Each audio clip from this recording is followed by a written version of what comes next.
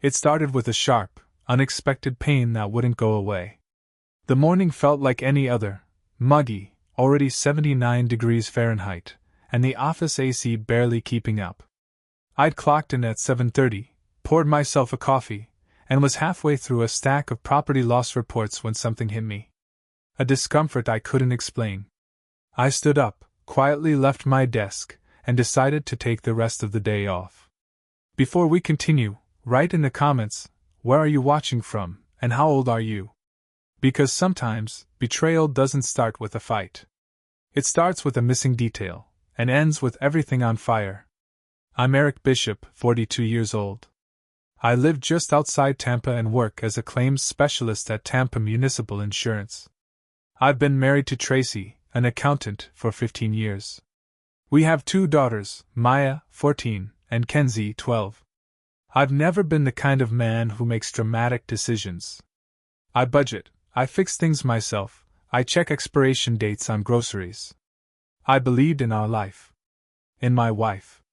In the structure we built. But that morning shook something loose. By 10:45, I was sitting at my parents' kitchen table in Valrico. My mother poured coffee, silent but tense. My father pulled out a second chair and sat beside me like he used to when I was a boy with a scraped knee. "You don't have to explain everything," he said. "Just start where you need to." I told them enough. My mother covered her mouth with her hand. My father didn't flinch. He just exhaled slowly and said, "You remember Elaine Murray? She was in your sister's church group back in the day. She's a lawyer now. Good one." He pulled out his old leather address book, the kind people don't use anymore, flipped to M and dialed. "She'll see you at 3, he said. "Bring every document you can. And Eric." He looked me in the eyes, calm but firm. "Don't chase justice. Chase proof. Justice comes later." I nodded. Before I left, he said one more thing. "You were always the careful one. Don't let anger make you careless." On the way out, I passed a photograph in the hallway. Me at age 7, holding a toy plane, my dad beside me with a hand on my shoulder. I remembered that day. It was the first time I crashed my bike into the mailbox. He didn't yell. He sat next to me on the curb, held ice to my knee, and said, "Pain doesn't always mean something's broken, but it always means something's changed." I didn't understand it back then. Now I did. When I got home, Tracy's car wasn't in the driveway. She texted earlier that she had a client meeting in Sarasota. I always believed those kinds of things. Until today. As I opened the front door, a breeze shifted one of Maya's school drawings on the fridge. I walked into the kitchen, and paused. There was a blue ceramic mug on the top shelf of the cabinet. Heavy, diner style. I'd never seen it before. Not once in 15 years. I picked it up, turned it over, and put it back. Then, near the key rack, I spotted something even more curious. A second car key on a plain black fob. Not the spare set I kept in the drawer. Another one. No tag. No label. I took a breath and went straight to the filing cabinet. 8 years ago, Tracy had convinced me we should file taxes separately. "Better for deductions," she said. I didn't argue. I rarely did. Now, with a different mindset, I opened the drawer and started reading. That's when I found it. A W-2 from a consulting company I'd never heard of. Bonus payments that didn't match anything I remembered. Then, a set of bank statements, not from our joint account, but from a completely separate bank. The deposits were regular. Large. Every month. Then I saw the balance. $821,400. My stomach dropped. This wasn't just extra savings. This was a long-term plan. Quiet. Strategic. Hidden. And it had been right here all along, in our home. In our files. In my life. I sat down, folder still in my hands, and stared out the window at the backyard swing set. The same one I'd built with Tracy the summer Kenzie turned 5. We'd stayed up past midnight tightening bolts, and laughing about how terrible we were with instructions. Back then, it felt like forever was real. Now, I wasn't sure what was. My phone buzzed. Tracy. Clients running behind. Don't wait for dinner. I replied. Okay. Drive safe. No. I love you. She didn't notice. I looked around the house, suddenly noticing all the spaces she passed through without leaving a trace. The way her shoes had moved from the closet to the garage. The absence of her perfume in the bathroom. I used to think these were normal shifts in a long marriage. But now, I wasn't so sure. At 2:30, I grabbed every document I had and drove to Clearwater. I didn't know it yet, but I was about to find out just how long she'd been living a second life. And what else she'd been planning behind that accountant's smile. She thought I'd never question her. She thought I'd never check the files. The law office didn't look like a place where lives get torn apart. It was quiet, tucked behind a coffee shop, with frosted glass windows and faded blue carpet. But inside, I could feel the weight of stories like mine, stories that never made it to courtrooms, just to conference tables and signatures. Elaine Murray met me at the door. Early 50s, sharp, no nonsense, but kind eyes. She offered me coffee. I declined. My mouth was dry and wouldn't accept anything. We sat across from each other at a polished oak desk. I placed the folders down like evidence in a courtroom. She didn't ask small talk questions. Just opened the files. Separate bank account. Large, consistent deposits. Tax separation 8 years ago. She looked up. That's a pattern. It's not random. I nodded. She's been planning something, I said. Elaine replied. That's what it looks like. Could be a second household. Could be a long-term exit. Either way, it's hidden. And when spouses hide things, especially money, the court will want to know why. I sat back. My hands were clenched. She noticed. Let me be clear, she said. This state is no fault. That means divorce doesn't punish someone for cheating. But finances? Custody? Documentation matters. And if you want leverage, you'll need more. What kind of leverage? I asked. Proof, she said. Real proof. Not just suspicion. She leaned forward. Do you want surveillance? I hesitated. She said. You wouldn't be the first. I looked down at the desk. If she's hiding this, she's hiding more. Do you know where she is right now? Elaine asked. I pulled out my phone. A few months ago, Tracy lost hers. I installed a tracking app, just in case. She let me. Never bothered to delete it. I opened it. The signal blinked. She's not in Sarasota, I said. Elaine wrote down the address. Then she reached into her drawer and handed me a card. My private investigator. He's quiet, legal, and effective. I'll text him your wife's photo and car info. If something's happening, we'll know. I sat in silence for a moment. Then asked the question that had been crawling around in the back of my mind since the clinic. If she's been lying about this, how do I know the girls are mine? Elaine didn't flinch. Would you like to find out? I felt like I'd just opened a door I couldn't close. But the words left my mouth before I could stop them. Yes. She handed me another card, a local lab. They'll give you a home kit. Cheek swabs. Simple. You collect the samples, bring them back. Confidential. I nodded. She said, Eric, I know you're in shock.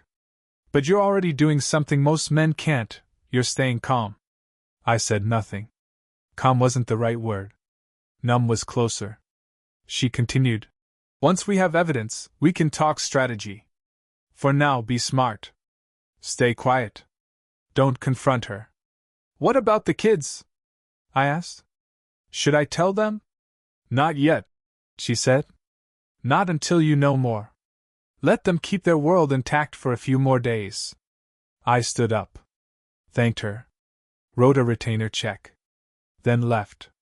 As I stepped outside, the air hit me like a wave. The sun had shifted west, but the heat still clung to my shirt. I sat in my car for a few seconds, trying to process the last hour. I drove to the lab. Picked up the test kit. 3 swabs. 3 labels. Maya. Kenzie. Me. I placed it on the passenger seat and stared at it for a long time before starting the engine. When I got home, the house was quiet. I checked the GPS again. Still the same unknown address. No movement. No messages. I went into the kitchen and opened the drawer next to the fridge, the one where we kept bills and old cords. Inside was the envelope where Tracy used to store our bank passwords. Except it was empty now. I looked closer. Taped to the bottom of the drawer, folded neatly, was a second envelope. Inside, printed statements from the same hidden account. Withdrawals. Travel purchases. Hotel stays. 2 rental car receipts from Miami. Under a different name. T. Lockwood. I felt something twist in my chest. She wasn't just hiding money. She was hiding a version of herself I didn't even know existed. The front door opened. The kids were home. "Hey, Dad," Maya said, kicking off her shoes. "You're home early." Kenzie followed. "Did you take the day off?" "Yeah," I said. "Just wasn't feeling great." They walked past me and into the living room. Maya paused. "Did Mom say when she'll be home?" "No," I replied. "She's with a client." "Again?" Kenzie muttered. Neither of them said anything else. But their eyes said enough. Later that evening, after dinner, I took the swabs from the box and quietly called them into the kitchen. "Girls," I said, "I need your help with something. It's a health thing, nothing scary. Just need a sample from your cheek." They didn't ask questions. I think they were used to me being methodical about strange things. I swabbed Maya first, then Kenzie, then myself. I labeled the vials, placed them back in the envelope, and sealed it. The girls went upstairs. I sat at the table, staring at my hands. Tracy still hadn't come home. I checked the GPS one last time. Still at the same location. Still lying. She wasn't just planning to leave. She already had another name. I woke before the sun. The house was still. Maya's bedroom door was cracked open, the way she always left it. Kenzie's door was closed, with the same "Do not enter" sign she made in 5th grade still taped to it. Tracy hadn't come home. Her GPS signal was still parked at the same address. A small rental house near Ybor City. One I'd never seen before. I sat at the kitchen table, staring at my untouched coffee, when Maya came downstairs. Hair in a bun. Hoodie zipped to her chin.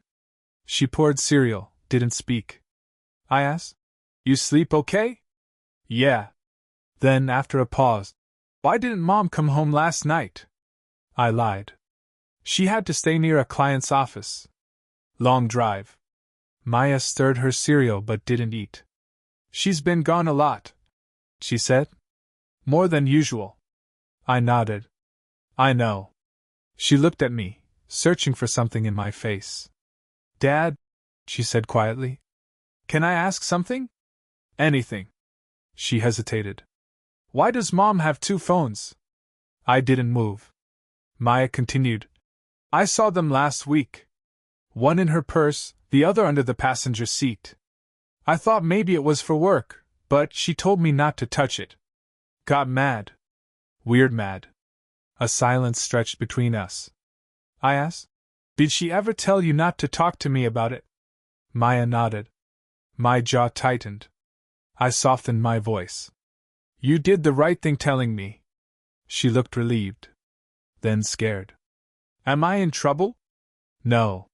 Not at all. But I need you to promise something." She nodded again.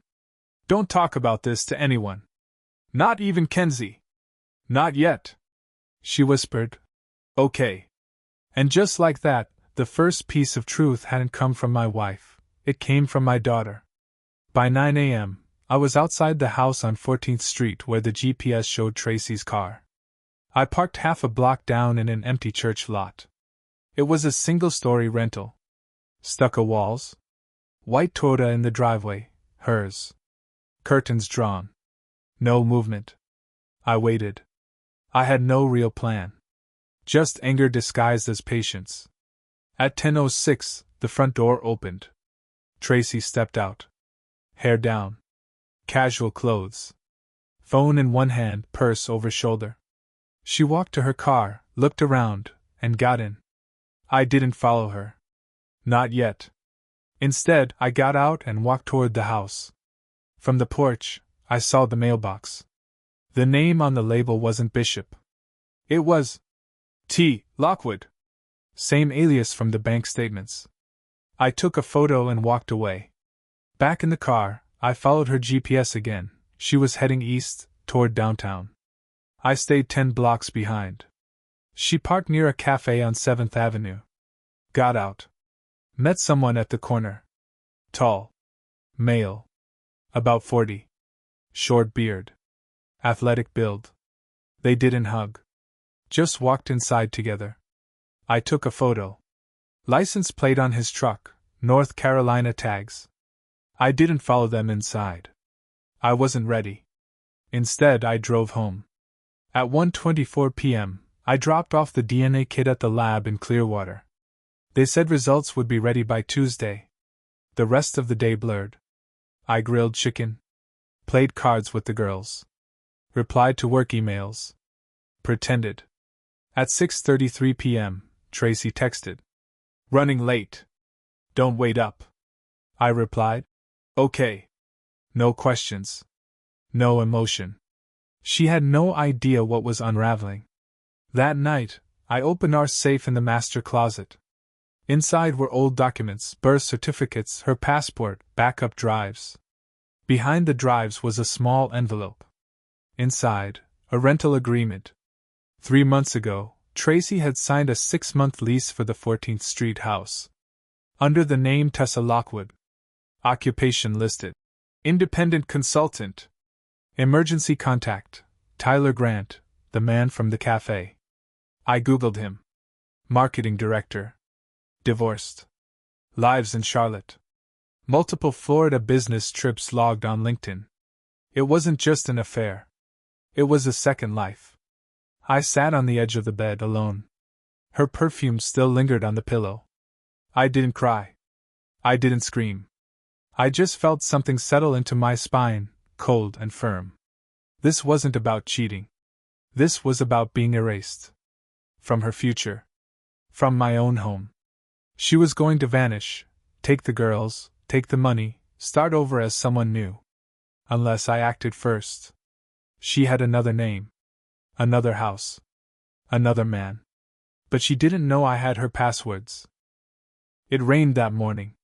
Not hard, just a low, steady drizzle that made the house feel heavier than usual. I watched the drops slide down the kitchen window while the coffee brewed. Tracy was still asleep upstairs.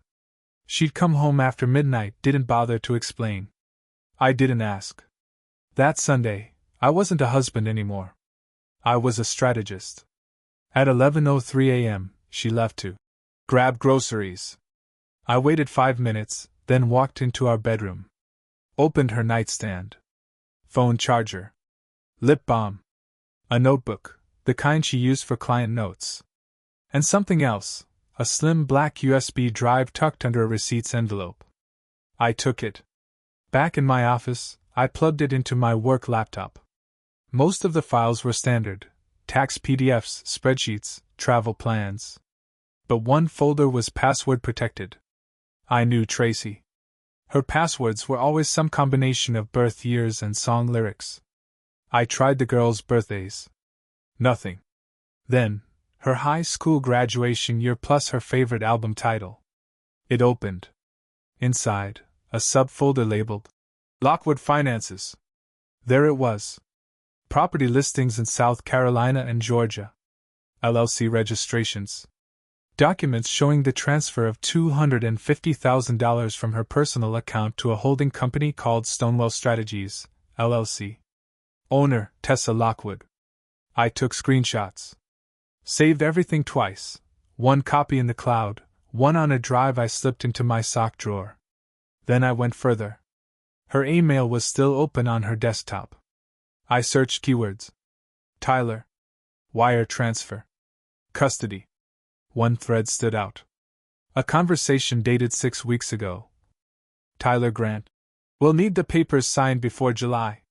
If Eric suspects, the account could freeze. You still good to move fast? Tracy. Yes. He has no idea. Just need to get through Maya's birthday without drama. After that, done. My chest didn't hurt. It calcified. She wasn't just leaving. She was erasing me, methodically, politely, like I was an outdated subscription. At 3:12 p.m., I drove to my parents'. Dad opened the door before I knocked. I'd been watching the driveway all morning. We sat at the table. Same one where I ate cereal as a kid. I laid out the printed documents, notes, passwords, screenshots. My father whistled under his breath. She's playing long chess, he said. But she forgot something. What? You're your mother's son. That evening, after dinner, I took Maya out for ice cream. Just the two of us. Kenzie stayed behind to finish a project. We sat in the car with the windows slightly fogged. Dad, Maya said, is something going on? I didn't lie this time. Yeah. She didn't ask for details. Instead, she pulled out a folded slip of paper from her hoodie pocket. I wasn't sure if I should show you this. I found it in Mom's car. It was a printed itinerary. Flights. Charlotte to Tampa. Multiple weekends. Same passenger name. Tyler Grant. I looked at my daughter. You okay? I asked. She shrugged. I just don't want things to get worse. They won't, I said. Not for you. Or your sister. That night, I set the failsafe in motion. I installed a remote access program on Tracy's desktop. Quiet. Invisible. I added a motion-triggered camera in my office, the one she never entered. And I ordered a GPS tracker with magnetized casing, rush delivery. Because now, I wasn't just waiting to be betrayed. I was documenting it. She had a timeline. But I had a backup plan. The GPS tracker arrived in a brown padded envelope with no markings. I held it in my hands like a scalpel, clean, efficient, silent. The instructions were simple, attached to the metal frame under the car. Real-time tracking. No alerts. Just data. By 10:17 a.m., Tracy's white Toyota was in our driveway. She was inside, pacing the kitchen on the phone, probably with a client. I waited for her to head upstairs, then walked out calmly with the trash bag in one hand and the tracker in my back pocket. Beneath the rear bumper, I clipped it behind the exhaust mount in less than 6 seconds. Invisible. Active. I walked back in. She didn't notice a thing. At 1:24 p.m., she left the house. I opened the tracking app. Watched her move north, past downtown, then east. She stopped at a strip mall with a dental clinic and a real estate office. I zoomed in. Tyler Grant's company was listed in the directory. Suite 203. She stayed there for nearly 2 hours. When she came home, I asked nothing. She said nothing. But her hair was curled differently. Her perfume was stronger. She cooked spaghetti for dinner. Kenzie joked about the noodles sticking. Maya laughed. Tracy smiled like she wasn't betraying all of us. I smiled back. That night, I reviewed the footage from the motion camera in my office. Tracy never entered. But Maya did. She opened the drawer with the backup drive. I paused the video. Replayed it twice. She looked like she was searching for something, not snooping, just lost. I made a mental note. I would need to talk to her. Carefully. Tuesday morning, I called the lab. Results were ready. I drove alone. The receptionist handed me a sealed envelope. No ceremony. Back in the car, I opened it. First line. Paternity exclusion detected in sample 2. Sample 2 was Kenzie. My youngest. Not biologically mine. I sat in the car, hands frozen on the wheel. The world blurred outside. Time slowed. I didn't cry.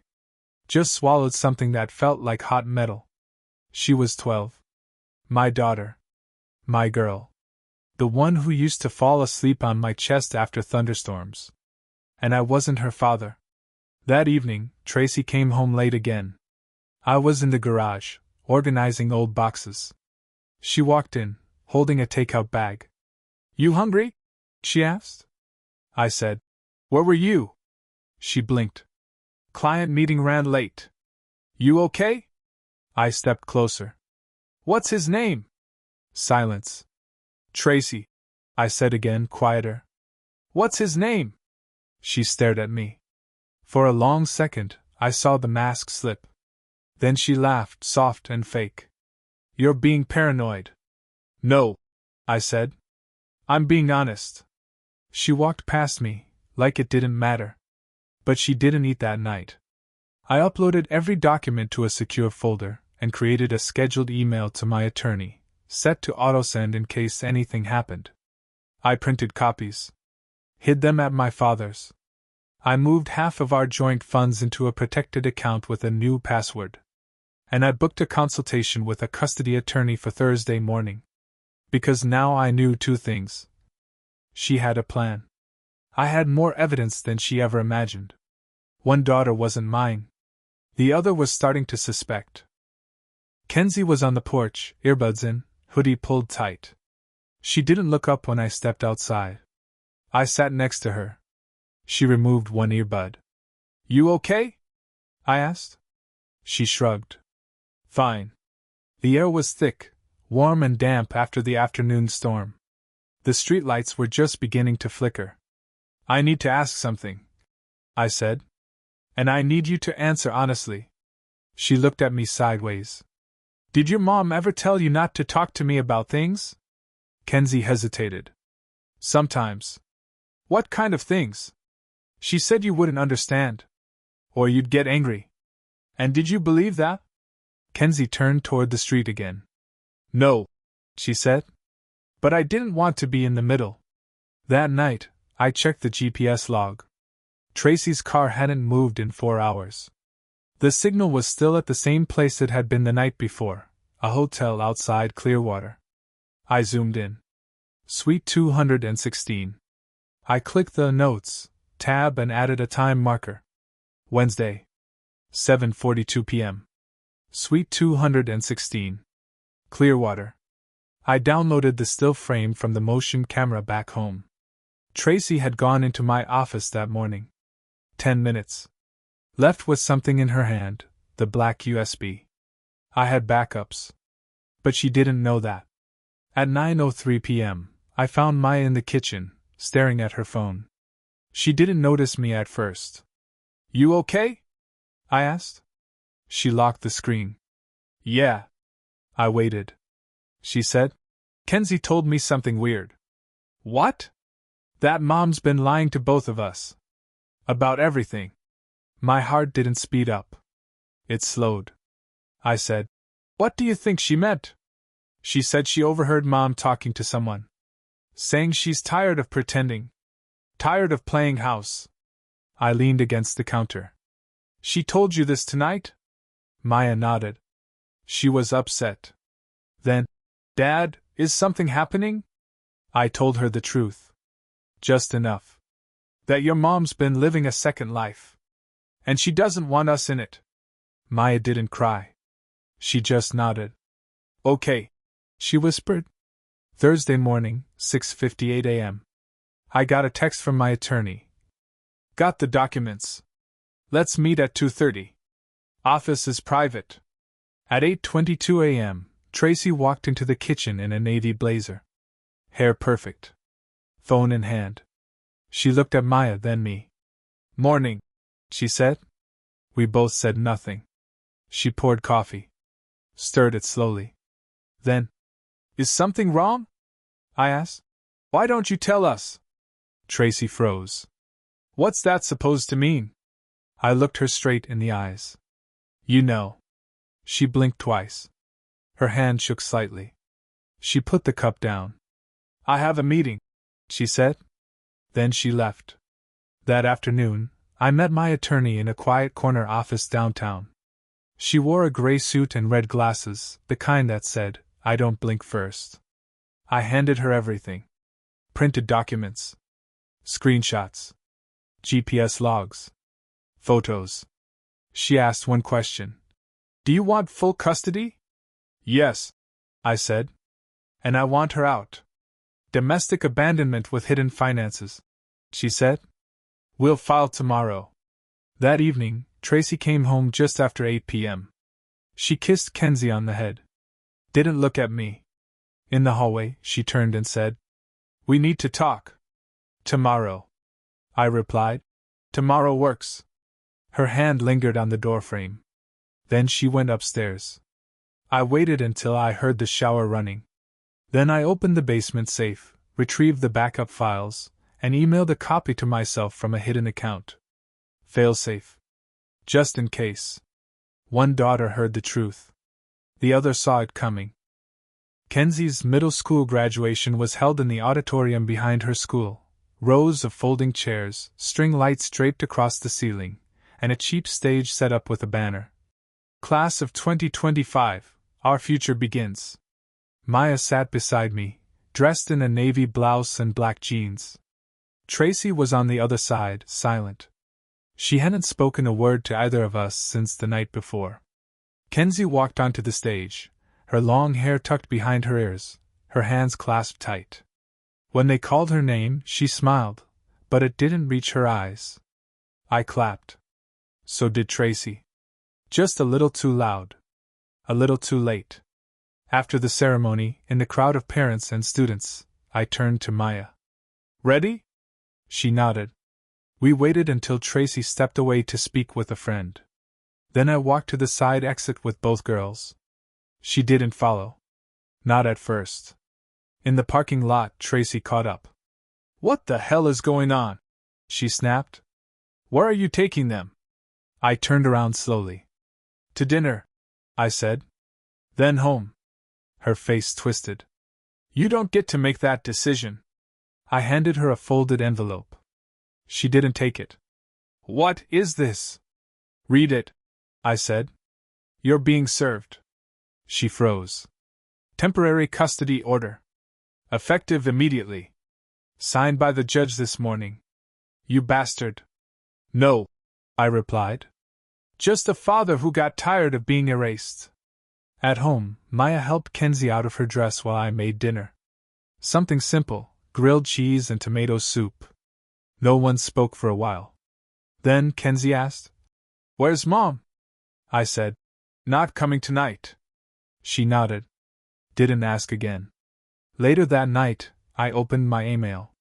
There it was, a response from the private investigator I'd hired the previous week. The final report was attached. Inside, photographs, travel logs, hotel receipts, and bank transfers. All tied to Tyler Grant and Tessa Lockwood. 2 aliases. 1 coordinated escape plan. But they'd moved too slowly. She'd underestimated one thing. How far a quiet man would go when cornered. At 11:03 p.m., I received a message from Tracy's email, not to me, but to Tyler. He knows. Maya won't speak to me. Kenzie won't look at me. The plan's dead. I lost everything. I didn't reply. I didn't smile. I just closed the laptop and locked the safe. That weekend, I replaced the locks. Monday, I filed for divorce. Tuesday, the judge upheld the custody order. Thursday, the investigator delivered her recorded conversation at the hotel, clear enough for the court to hear everything. By the following week, Tracy had moved into a short-term apartment outside Clearwater. Maya blocked her. Kenzie stopped asking when she'd come back. The silence wasn't victory. But it was peace. And peace was enough. Subscribe if you want more stories about real men who don't scream. They act. Coldly. To the end.